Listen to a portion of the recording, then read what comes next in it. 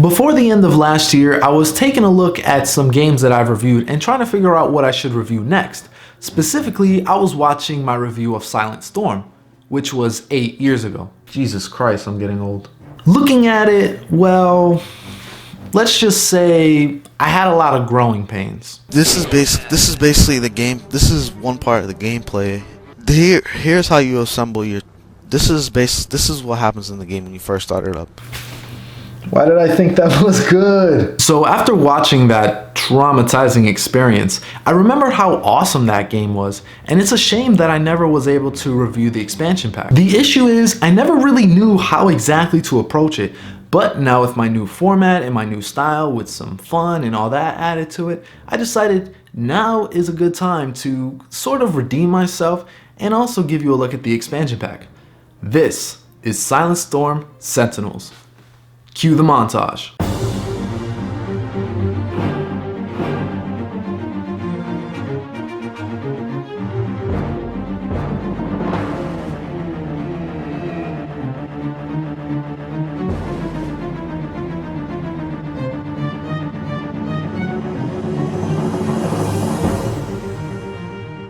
So for a quick recap, Silent Storm is a turn-based tactical RPG released in 2003 that is similar to games like Jagged Alliance 2 and XCOM. It takes place during an alternate history of World War II with a shadowy organization known as Thor's Hammer. It's one of my favorite turn-based games I've ever played, and while I normally would recommend you check out my review for it, I'm not gonna say it because it's not very good. Silent Storm Sentinels is the expansion pack for it released in 2004. It takes place after the events of the base game with a brand new campaign, a harder difficulty, a money system, and much more that we will get into. Just like in the base game, you can pick a pre-made character or create your own character. As always, I recommend you create your own character. It's the same as the base game, create the name, their class, their attributes, starting clothes, edit their face, and pick their nationality.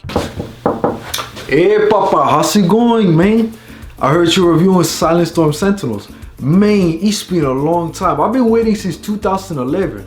Man, those were the good old days. You thought YouTube was gonna be easy money? Man, you were so wrong. Yeah, that definitely sounds like good times to me. Is that your created character? Oh, this character? Yeah, his name is Pow3rh0use, because I can't really fit his name. So I have him as a grenadier, but what I'm trying to do right now, I'm going to give him a submachine gun, but maybe later on, I might get him more into like light machine. Why is that man not Hispanic? I told you, Papa, if you're going to create a character, if you're going to continue with this, you better represent the Hispanic culture. Comprende? Oh, I didn't mean that, Papa. It's, I'm very passionate about my culture. I love adobo and everything that we bring to the table. But it's okay, if you don't... Oh, okay, I got the message. Hey, God bless you, Papa. The things you gotta do with family. A bit of a nitpick, but I was disappointed by the voice selection here. I figured there will be at least 4 for each gender because of the 4 nationalities, but there are only 2 for each here, so no British accents unfortunately.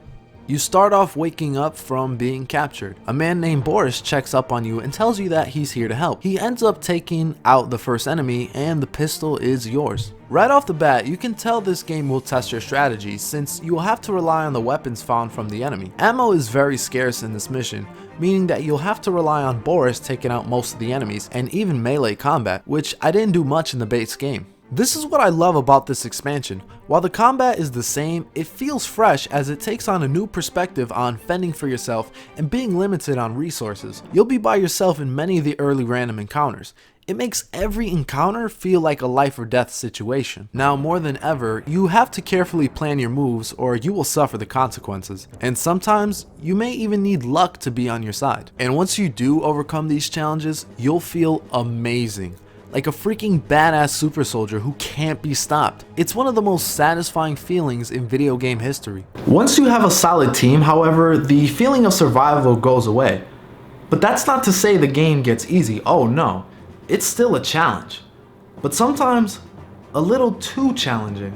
For example, look at the situation right here. I entered a new area and became surrounded by 7 soldiers, all who are above me and can kill all of us in one turn. While one moment like this may be forgivable, there are multiple difficulty spikes which only serve to hamper an amazing game. So I can talk about this game mission to mission and the story, but that'll take too long and some of it I would like for you to experience. So bear with me because I'm going to quickly breeze over the introduction. So back to the escape. Once you leave the area, you arrive at the Sentinels headquarters. You are given your first mission to prove your trust. After that, you'll know more about their main purpose and how Thor's hammer is still out there. Once you get the ability to choose your next mission and recruit a team, you'll realize that you're strapped for cash and will need to do some random encounters. Unlike the base game, everything costs money. Your guns, the ammo, and your squad all cost money. This is what I was mentioning before, where you'll fend for yourself knowing that you need to use every option available and make sure you don't waste your precious ammo. Also, each weapon now has a durability rating, so maintaining your weapons are key to success. This can be done by paying the arms dealer or doing it yourself. If you fail to maintain them, they will have a higher chance of misfiring, jamming, and eventually will break. And trust me, that's the last thing you want to happen to you. At the end of each mission, you get a loot screen where you can pick up all the items you find in the battlefield. It's awesome when you find a rare weapon that you can sell for a ton of money or add it to your arsenal. This is the main way to gain money outside of completing the main missions. For recruiting a team, everyone from the base game is available to recruit, but will cost you some of that cash money, boy. Their cost depends on their level and their class. So before I did any of the main missions, I did a good amount of the random encounters to rebuild the team I had from the base game. The first one I picked up since he was pretty cheap was my medic from India, Abala Dawar. I am causing injury. And last but not least, the most badass sniper of all time, the ace of Soviet Russia, the undisputed Valkyrie of Silent Storm, Zinalda Sedova. He will be quiet, I promise. Man, I can go on and on about how amazing this chick is.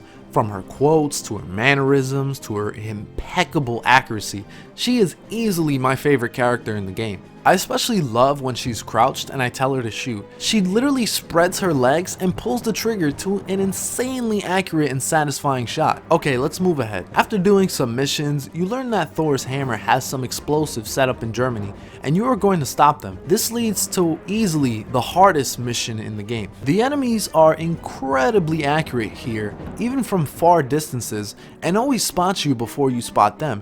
It can get pretty ridiculous at times. But at this point, I think I can handle anything the game throws at me.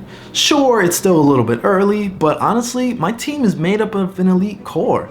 We cannot be stopped. So bring it on, Silent Storm Sentinels. Give me the cheapest scenario that you can come up with. Let's go. There's nothing like a solid plan when you're surrounded by explosives. Now, if I could only think of one. Well, you better think quick, cause we don't got time. Gotta hurry this up. Time's a ticking. Yeah, just take out that guy and we should be fine. Another X on my helmet. I've got a really bad feeling about this. Okay, are we quoting the Phantom Menace now?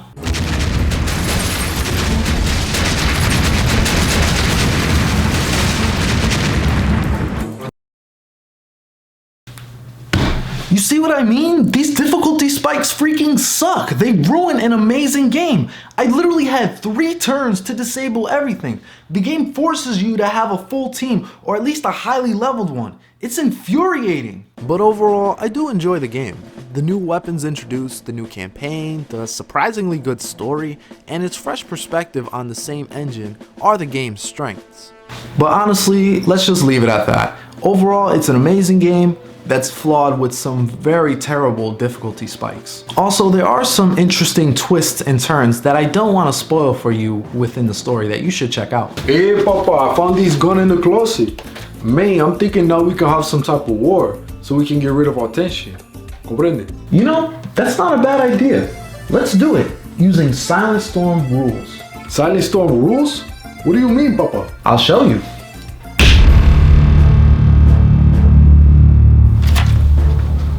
Man, how did this happen? It's YouTube. I don't have to explain anything. Oh, okay, I'm fine with that. I guess it's my turn? Yeah, go ahead. Okay, I got this, Papa.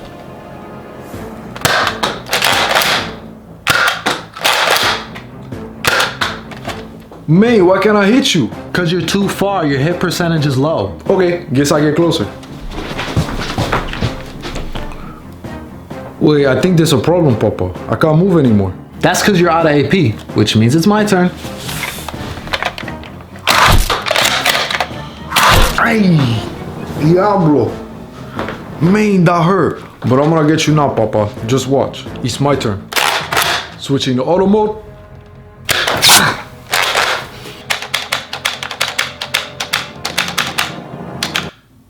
May, I guess I'm out of ammo, Papa. You seriously forgot to reload. You're kidding me, right? You know that's gonna cost you, right? No, I'm gonna get you. And you're out of AP again?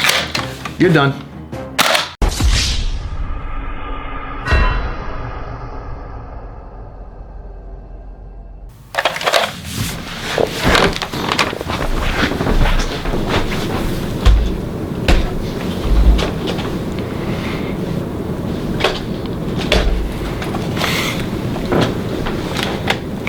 Like what I see here. Wait, Papa.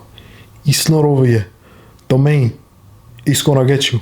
Yeah, you're done. Wait, why can't I move? No, don't tell me.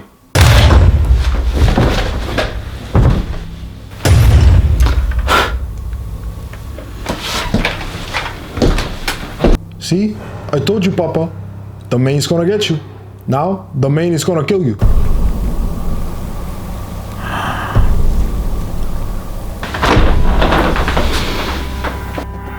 Who are you?